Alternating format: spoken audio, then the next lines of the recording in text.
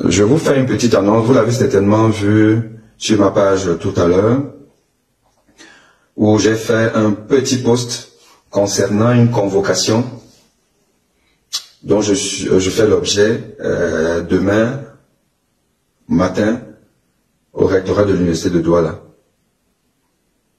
Donc je suis convoqué par le recteur pour parler de mon cas, de ma situation, car c'est le seul thème à l'ordre du jour de cette convocation où devront être présents le doyen de la faculté de médecine, les vice-doyens, chefs de département et moi, normalement. Ce qui fait suite, très probablement, au courrier que j'ai adressé au recteur de l'université, une requête qu'on appelle le recours gracieux préalable, qui concerne donc ma situation dans cette université en général, et la faculté de médecine en particulier. Situation assez particulière parce que je suis un enseignant de rang magistral, recruté en 2008, l'un des anciens, l'un des doyens, mais qui aujourd'hui est exclu des forats de la faculté. C'est-à-dire que le doyen m'a sorti des forats de la faculté. C'est-à-dire que les groupes WhatsApp de la faculté, les groupes WhatsApp qui sont aujourd'hui le moyen de communication en interne, où toutes les informations sont mises sur le forum des enseignants. Il y a le forum des enseignants et il y a le forum des enseignants plus le personnel d'appui, dans le forum général. Donc les deux forats aujourd'hui fonctionnent sans ma présence, parce que exclus pour avoir dénoncé les dysfonctionnements de notre enseignement, avec donc des étudiants qui ne sont pas bien formés ou qui n'étaient pas bien formés, par le biais donc d'un absentéisme inadmissible dans une faculté de médecine, et parce que pendant des années, rien n'a bougé, et que j'ai été interrogé sur la question dans une émission télé, La Vérité en face, comme vous le savez. Et à qui on va confier des vies demain, et qui n'ont pas le niveau, et vous dites que les enseignants ont peur de le dénoncer? Alors je vous dis, je répète encore, les enseignants ont peur de dénoncer. Ils ont peur de dénoncer. Pas plus tard que hier, j'ai encore relancé ce débat dans le forum. Il n'y a qu'une seule personne qui a réagi. Tous les autres, c'est silence radio. On est dans un pays qui va très mal. Hein. Vous ne savez pas à quel point on va très mal. Quand l'élite se planque, vous pouvez comprendre que le peuple est abandonné.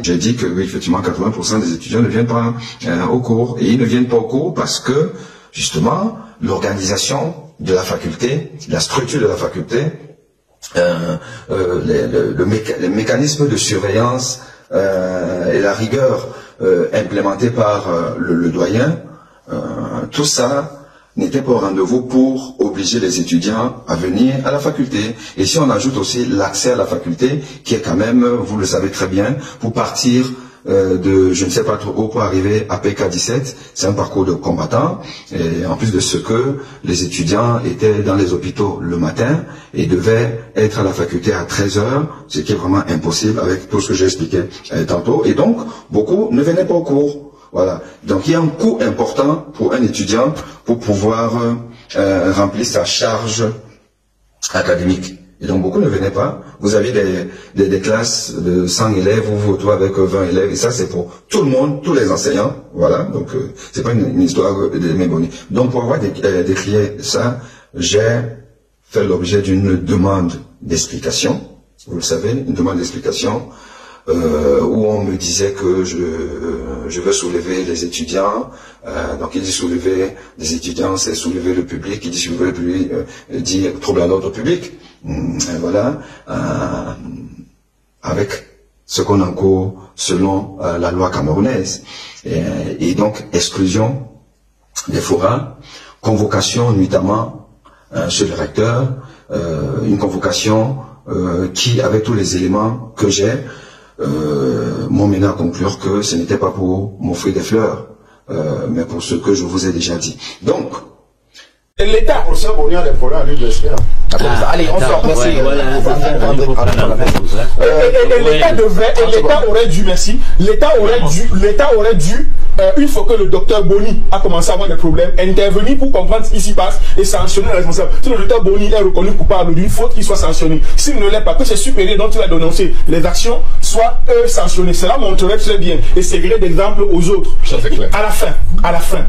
Parce que des étudiants, enfin, un délégué de 4e année m'a dit que je devais leur faire cours. Et il me l'a dit le jour où, a priori, j'avais cours, et moi, je n'étais pas informé. Et vous pouvez pas être informé si vous n'êtes plus dans les forats, puisque c'est dans les forats que ce genre d'information nous parvient, ou alors, enfin, avant, on pouvait mettre sur le babillard, mais ce qui n'est pas le cas, c'est par les forats aujourd'hui que toutes les informations sont véhiculées.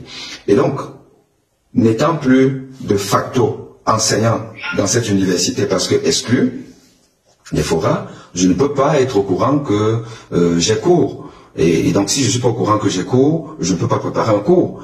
Je ne peux pas venir au cours. Et donc quand un étudiant vous informe que vous avez cours avec lui, c'est quand même fort de café. Et j'ai donc saisi le recteur pour lui dire que je suis exclu des forats, mais on me programme pour faire cours. J'ai des menaces des étudiants qui veulent me tuer, j'ai des menaces de la hiérarchie qui me convoque à 20h pour me présenter le lendemain à 9h du matin, et que je reçois une information des États-Unis pour me dire ne va pas là-bas parce que les barboses t'attendent. Bon, et dans un contexte où on venait d'avoir la scène la plus atroce qui est l'assassinat de Martinez Ogo, vous comprenez qu'il n'y a personne de sensé qui va aller dans ce milieu universitaire. Et donc j'ai écrit au recteur pour lui dire que il faut qu'il s'occupe de cette situation. Et c'est certainement, enfin, j'imagine que c'est pour ça que je suis convoqué demain, mais le recteur sait que je ne suis pas au Cameroun. Il sait que je me sens en insécurité, parce que je suis en insécurité. Donc qu'est-ce qui va se passer là-bas demain? Ben, wait and see, on verra bien. Mais toujours tu dis que quand on s'en tient aux derniers événements à l'université de Yaoundé 1 et dans d'autres universités aussi, de la violence avec laquelle les enseignants sont traités, il faut s'attendre à tout et je m'attends à tout. Et je tiendrai informer la communauté de ce qui va être décidé demain à l'issue de cette réunion, cette convocation.